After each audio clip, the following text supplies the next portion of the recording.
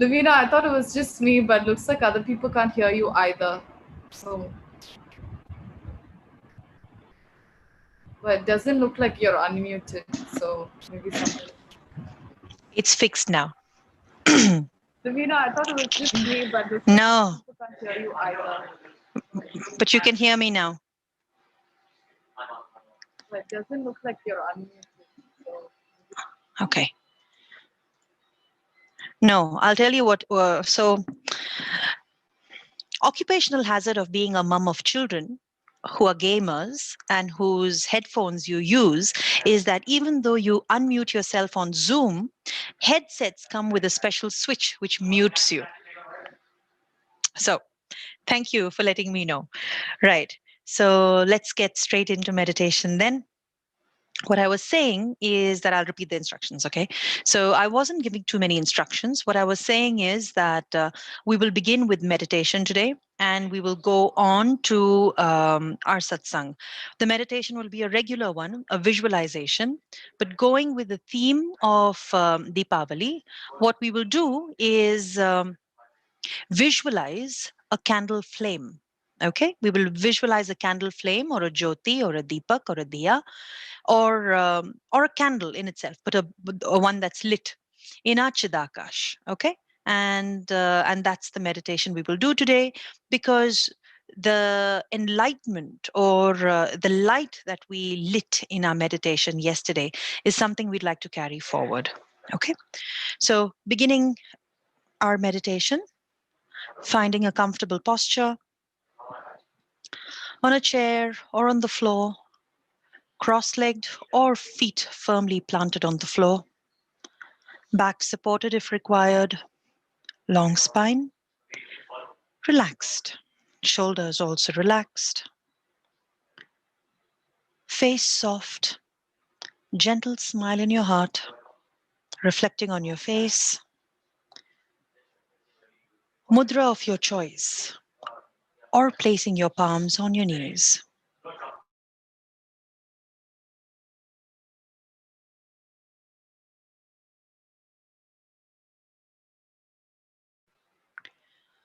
We'll begin our meditation with 3 centering breaths, breathing deeply.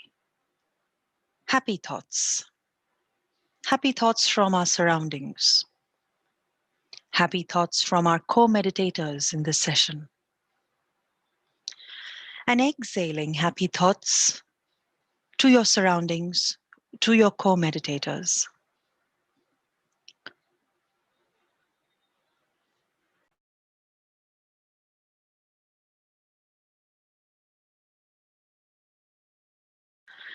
We will begin by asking ourselves our soul questions. Who am I?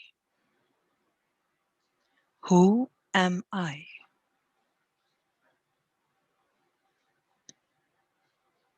What do I want? What is my deepest desire? It can be physical, physiological, material, financial, spiritual, emotional, whatever it is that I want. What is my dharma? What is my swadharma? How can I help those around me? How can I be of service?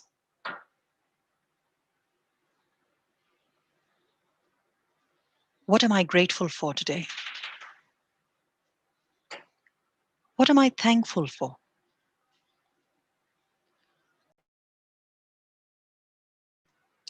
Allow the answers to gently arrive without resistance.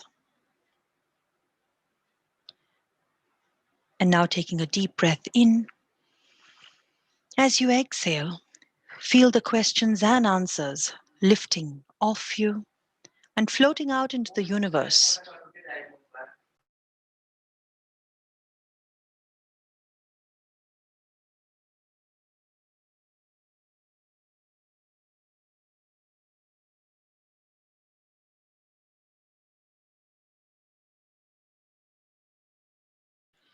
Now bring to mind a flame, a diya, a candle,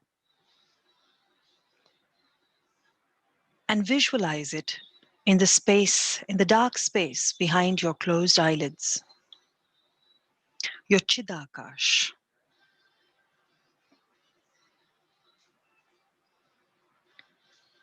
Your Chidakash represents your higher consciousness, or the higher consciousness that we seek.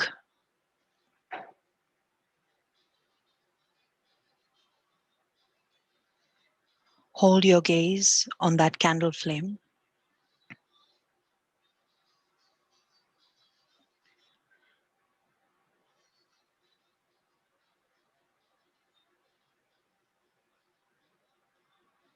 And once that candle flame appears still in your Chidakash, begin silently repeating your Guru mantra, or if you're not initiated, the mantra Om. Silent repetitions, holding your gaze on the flame in your Chidakash.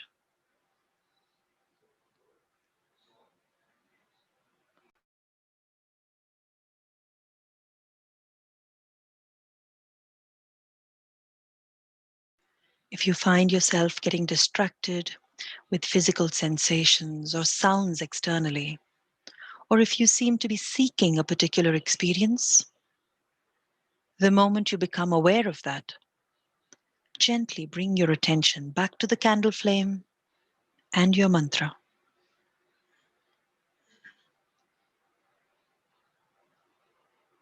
Continue meditating, and I'll watch the time and let you know when to come out of your meditation.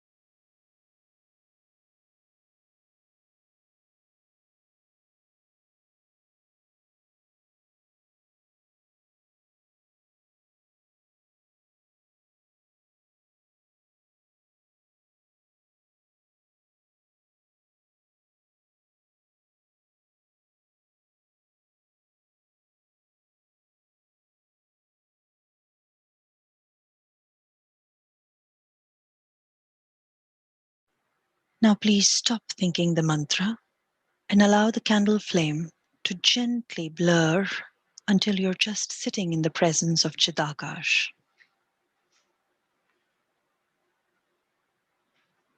Continue sitting comfortably with your eyes closed and slowly bringing your awareness back to your present surroundings, telling yourself mentally that you are safely meditating in your room or in your space.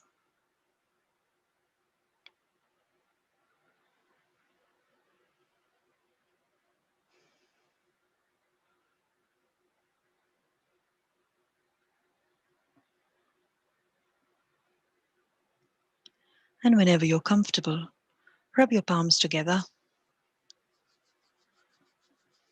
And when they're nice and warm, place them on your eyes and across your face,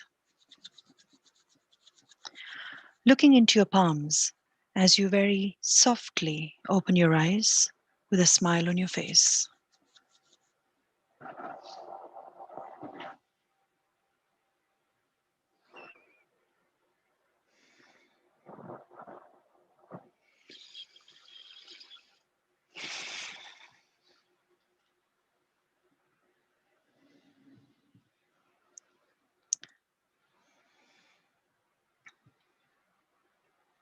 Hari Om Tat Sat. Namaste and welcome back.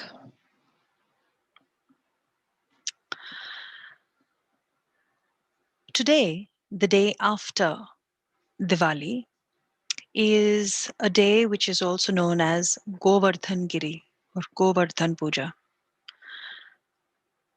This is a day that's also celebrated. It's got more of its roots and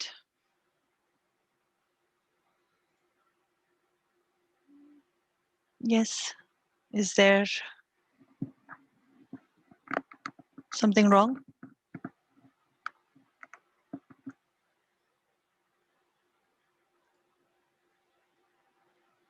Okay, all right. The roots of today's celebration are also rooted with Krishna from the Bhagavad Gita. So when we talk about Govardhan, Govardhan refers to a mountain that was there in, when Krishna, as a little child, was growing up. And when he was about 5 or 6, and there was this tradition, of an annual tradition where all the people in the village would go and give tribute to God, to Lord Indra, so that he would bring in rain, and rain would help to grow the crops, and that's what's required for people in the villages, that they would survive and they would sustain. So they would offer their tribute to Lord Indra. And what happened one day was, when Krishna's father was telling him about it, like, when Krishna asked him, what's happening, what's going on here, and he said, this is the tradition, this is what we're doing, we've got to go and make Lord Indra happy so that he gives us rain. And little Krishna, although he was still a child, he knew that he was the larger supreme consciousness. And he said that this might be a good teachable moment, a moment where I can teach my father, my foster father, the deeper meaning, okay, of what this entire tradition is. And what he said was, you do know that it is not just Indra who has that power. That essence of power is there in everyone. Okay. So when we eat something, when we eat, even if we take a handful of rice, every grain of rice, we have to show gratitude to the earth that nurtured it, for the rainwater that went in there, for the farmer who sowed the seeds, and who watered it. So from where did the water come from? Who purified the water? So there's a lot of people, and so many people involved, who have done their bit, done their dharma, okay, and their swadharma, if it was a very conscious action, for us to receive that food. So we need to be grateful and worship everyone around us. So he gave his father a list of things. We need to worship this one. We need to be thankful to these people, to the cow, to the mountain. And he said, let's just be grateful and worship everyone around us. Okay, everyone and everything. And in all of this, everyone and everything, there was a mountain. Okay, and that mountain was the Govardhan mountain. And he said, let's worship the mountain also, because the mountain's also there in our surroundings. Let's worship it. So everyone got into, and everyone loved Krishna. And they said, well, if Krishna is saying this, it must be true. Let's do it. And so they went about doing it. Now, while they did this, everyone was very happy, and you know how festivals are. We all get so excited about celebrating it. Everyone's bringing their flowers and their garlands and their foods, and they're saying, "Yay, we're doing something different. It's fun and it's nice," and all of this. And people were really happy. They were worshiping. Worshiping with their whole selves, with their beings, and they were worshiping and being grateful to each other. So they were really happy. Now, when all this was happening, Lord Indra got a bit angry and he said, "Hey, this was all supposed to be my share of the attention. You know, the villagers were supposed to be, hey, give all the attention to Indra so that they would get the rain. And here they're doing everything else. And, no one's thinking of me." But the people were very simple. They were just listening to Krishna and doing what they were doing, right? They were doing what they were asked to do and they followed it. So, but Indra was angry. And Indra did what Indra does when he's furious, because he's the god of rain and all of that. He sent down rain and thunder and lightning and storms and everything, and it damaged the place. And there was so much of rain, and people didn't know what to do exactly.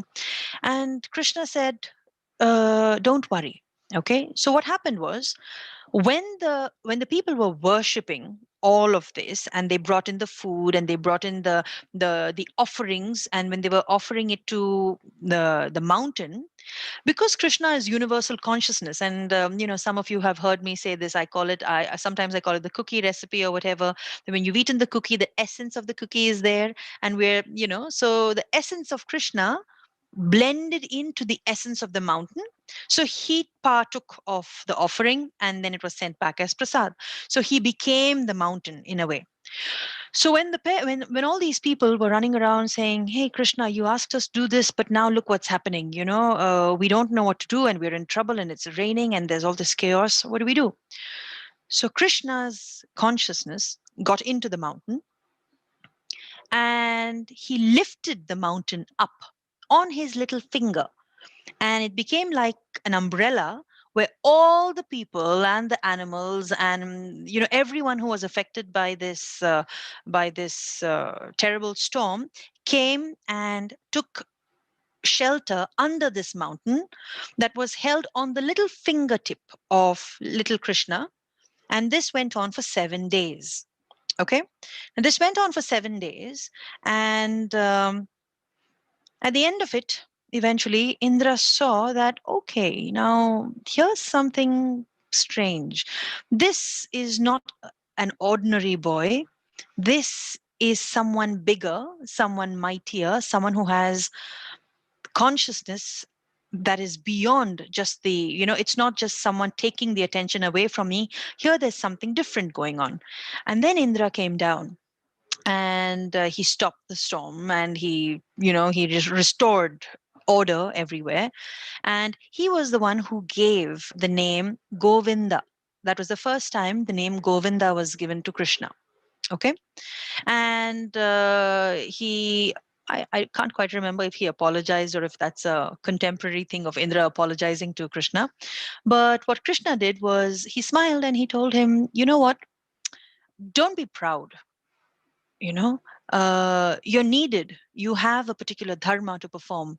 You need to shower that rain so that people can get the crops and everything. You do that. When we say you do you, you do you, right?" So that's what he told Indra. And then everyone went back to worshipping everyone and being happy, and they had their crops and they had everything. And that was a story of Krishna and the consciousness, and about how uh, it's not just about faith, but that consciousness. The meaning behind this, and the significance for today is that Govardhan mountain and that elevation of consciousness, or that cleansing of our what limits us, because Indra is nothing but the mind that is getting enlightened. Okay, and when you get to that point of I am getting enlightened, it's like every step that you make a change in, you have a challenge which can make you drop in your consciousness. So you have to be alert at all times that you do not let your pride or your ego or your sense of self or your identity come and take over this this elevation or this leap that you have made from your sadhana or through your upasana or your tapas. Okay, now, why this is important in today's conversation is that on this day when Govardhan Puja actually happens, the puja, if you look at it in a ritualistic way, it is done because it is the day of Diwali that it is celebrated. But more importantly, it is a significant point for us to remember that we have to begin by questioning those soul questions that we ask in today's meditation and that we always ask there. Who am I and what is my dharma? What is my swadharma? Swadharma refers to your more immediate goals in your lifetime, something that you need to achieve in this lifetime. But dharma refers to the righteous action. In in the ancient Egyptian civilization, there is this concept of Nuth, if I'm not mistaken. It's Nuth. It refers to the quality of a person or an individual or a thing of being itself. For example, a wolf. When a wolf behaves like a wolf, it is in its nuth element. Okay, it's in its dharma. A wolf can't suddenly get up and say, "No, today I want to be a fish or a shark." Right? So you are true to yourself when you behave true to what you're meant to be, who you are. And who we are not who we identify with. So what we need to question at this point, in this at this part of it, when we have already brought in the light into our lives after Diwali, is to make sure that we hold on to that light. Make sure that we remember at every point in time that we are illumined beings. We are like I said it earlier, and like one of my teachers always says, devtas are not found in Devaloka only. You'll find devatas around us because we are also devatas, right? We are also beings of light, but we usually have that light hidden away. Yeah, it's just clouded and it's gone, and we don't recognize our own brilliance. We don't recognize our own spirituality.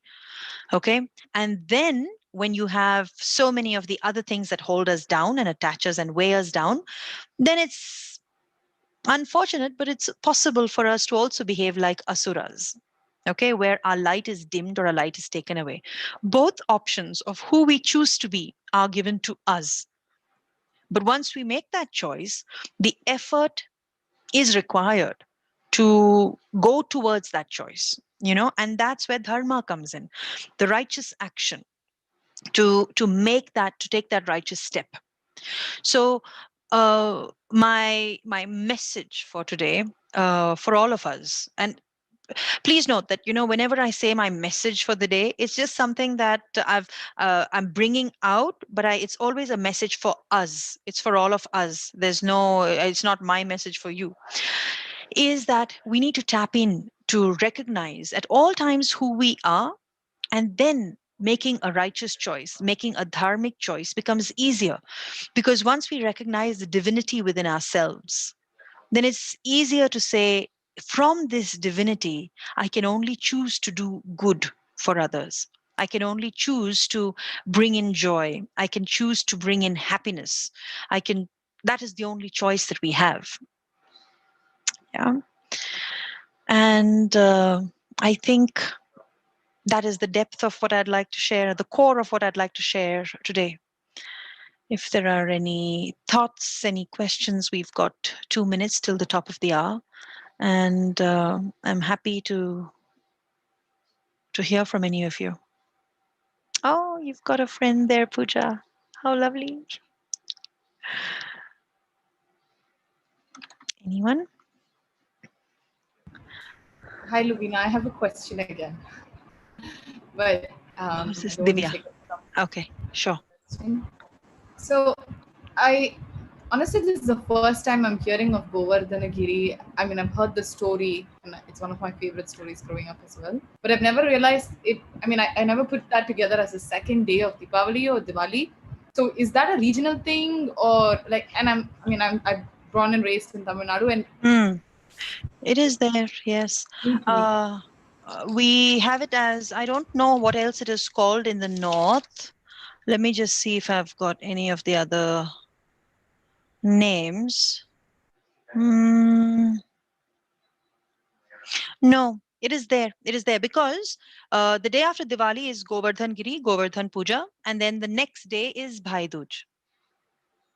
So that is also something that we do have in the south, right? Actually, it's more of a North Indian where they give that a little bit more this, but because it is the fifth day of Diwali, you do have people, but it's not so. It's not as popular and hyped as Raksha Bandhan, but we'll speak about that tomorrow. And there is a very interesting, very Bollywood style story, myth to that. But it's more like a folklore, around that. But it is added to this because it's around the same time. And then, there is the continuity to it. So those 5 days, it's there. Um, One of the other ways how it is also celebrated is where you have all the grains and any of all the produce that is there that is also offered, but not necessarily as what we would do at Sankranti or Pongal or any of those times. So that is specifically like the New Year or or Ugadi for that matter in South India. So these are all the different harvest festivals that we have. We've got Baisakhi, it's spring festival, but it's also the harvest festival, isn't it? In the north, Mandi Puja. Yes. So they're all there, and most of the festivals, what they are doing actually is that they connect philosophy, they connect so you see, any of our experiences are at three levels, so you've got the physical level, then you've got the emotional level, and you've got the spiritual level. And at the physical level, they're more in terms of rituals, but they're more indigenous in terms of connecting our mind, body, spirit with our environment, with nature, with natural practices. And then you come with cleansing your emotions, okay? Something that is allowing you to purify your emotions, your sensations, how you think, how you interact with people. And once you've overcome that, then you come to the essence of celebrating consciousness. And festivals are different ways in which you break down this larger concept of spiritual evolution into bite-sized three different levels, because people enter the stream at different levels. Some of them might celebrate Diwali or any festival for that matter at a very spiritual level where rituals make no sense. Rituals are not required. Then you just come in with the spirit of the festival because you connect to the consciousness bit of the festival. But then there are the others who say, no, this is Deepavali and I need to have the lamps and I need 20 lamps and I need this many sweets and I need the food, and if I don't do this, it's not Diwali, right? And you can't say no, you're wrong, because they're not. They're absolutely right at the level of consciousness, at their entry level where they are. Okay. So if we look around, we'll find that the capitalism and commercialization of a lot of festivals across cultures reduce them to a very physical, a very gross, and very materialistic experience of the festival. But as sadhakas, for all of us, it helps for us to see the roadmap and say, where am I? Who am I? Where am I at this point? And where do I need to go? So that you start making those changes, so that you move, you evolve over time from a more tangible experience of festivals to a more spiritual experience of festivals. Festivals are just excuses, they are just opportunities for us to evolve, you know So it just becomes like a little milestone, a little celebration of evolution, a celebration of each other. Um, Speaking of which, when I was doing my study today, there was a very interesting thing that I read. Okay. And this is in response to, I don't know if it was in your group or in the morning session, there was someone who asked me about what is satsang. Okay. And we spoke about what is satsang. Was it in this group yesterday? Yeah. You ask what is satsang, right? Okay. So, do you know who Dattatreya is? Have you heard of Dattatreya? Any of you? No? Okay, we'll keep his story for another day. But Dattatreya is one of the biggies when you talk about yoga and sannyas. Okay, so you can research about, you can just Google about Dattatreya. I'll write his name down there just in just a bit. And very, very interesting person when it comes to spirituality, when it comes to reincarnation, when it comes to who is a devta and what is our consciousness about. And what he did was, when he went into this phase of being a very, very deep renunciate, when he left everything behind, he found that there were a number of, there were 24 gurus that he worked with. And who were these gurus? These gurus were not tangible or people, or not necessarily an individual, but there were 24 different animals, birds, and people also who he observed. And this is one. I'll just read this a little bit. I know I've overshot, but I'll just read this, but I think you'll like it. So the 20th guru of Dattatreya was a young girl who was alone at home when she received unexpected visitors. Brought up in a tradition where the guest, or atithi, is regarded as divine, she seated them with respect and then went to the inner room to prepare food for them. While she was pounding rice, her glass bangles made a noise, knocking against each other. One by one, she broke them so that the noise would not disturb her guests, until she had just two on her arm. When they made a noise, she broke one so that she had just one bangle on her hand. In a flash, Dattatreya understood that one should walk alone on the spiritual path. Even a close, silent companion can create mental noise that prevents the great silence from taking place. I paused at that point because I remembered the question when we spoke about how satsang is so important for us, because the sangat, like Mandy also said, the company that we keeps us nourished, because we are vulnerable. We are very frail when it comes to falling off the path. So being in the right company helps us be in that direction. But eventually we have to realize that our path to spiritual evolution is alone. Even if it's a guru will only take you this far. Then you have to make that final journey entirely by yourself.